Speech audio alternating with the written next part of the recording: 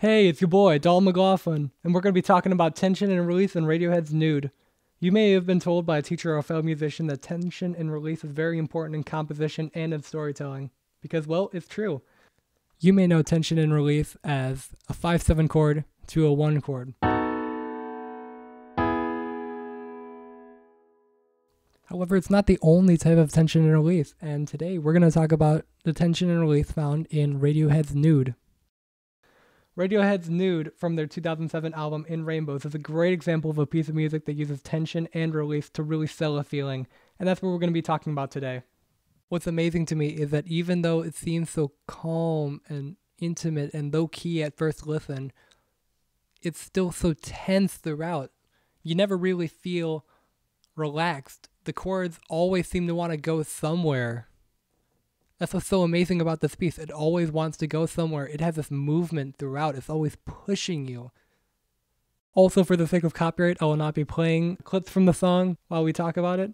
So I recommend you either go into the description and click the link for the YouTube video for the song, or listen elsewhere, maybe buy the track, Spotify, whatever's best for you. So I'm going to be starting right at the verse. Right after all the synths and the strings and the chaos die down, we are left with only a drum kit and a bass guitar. This drum kit and bass guitar moment gives it a very exposed feel, especially because the bass is only able to play one note at a time, giving these chords an empty feeling.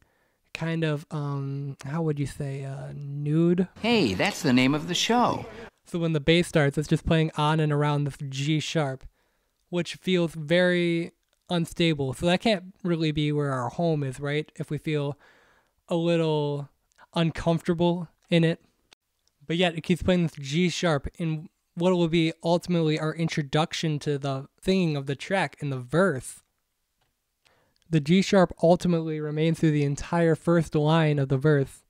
Don't get any big ideas. It's not until they're not gonna happen that he changes to an A chord, lifting that G sharp up and then falling back in the E, and then falling back even farther on the C sharp to a more natural resting place, and then a B, which feels to me like just the nearest major chord that it could rest on.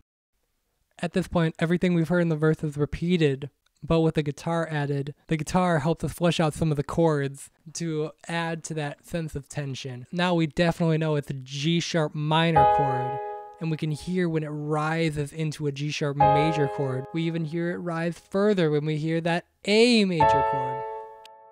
The guitar plays all these arpeggios. I would also like to add that I kind of like some of the artifacts that they left in. You can hear their hands moving up and down the strings, and it kind of adds to the sense of atmosphere, like you're really with them. It's an intimate experience. You're with them in the nude. Hey, that's the name. So after that, we get into the chorus, and we hear this B chord, which is all the more evidence to me that we're in the key of C sharp minor instead of E major. If we were in E major, this B chord would be super stressful. We would want to resolve into E major, but we don't. We are just relaxing at this B major in C sharp minor. And then we go into a G minor 7, and then up into an A, which is a little bit of a rise, but still, overall, the chorus is super relaxing. Relaxing, of course, compared to anything else. Now that you feel it, they're back at a G minor 7 chord, and then they rise back up into an A chord at You Don't.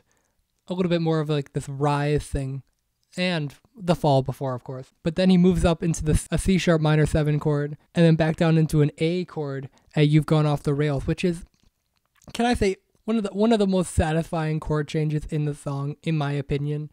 It just lets off of that tension a bit. Like I said, these are all things that make the chorus a bit more relaxing. After the chorus, we reach the second verse. Now we have this big ominous feeling because of all these low string synths. It adds quite a bit of tension and atmosphere. So at the end of the second verse, we have the climax. We seem to bypass the G sharp minor chord entirely, and we're just on this G sharp major chord. Really intense. It's all ramping up. The G sharp chord moves to an A, and then to an E, like it does before, but it doesn't feel like it did before because of the way Tom York is singing, and it's always rising. And then he sings the word thinking in this beautiful falsetto. It's It's the climax of the piece. It's truly beautiful.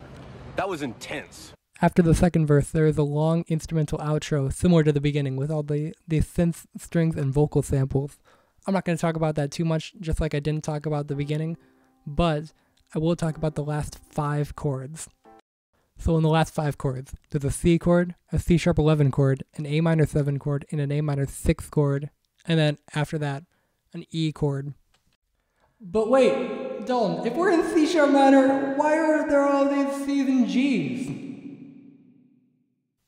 Good question. These are actually some borrowed chords from E minor, the minor version of the parallel major of C sharp minor.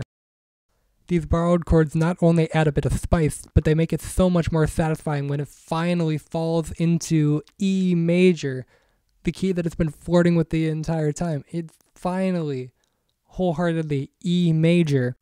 It's like with Darth Vader's redemption in Return of the Jedi. It's just so heartwarming and satisfying.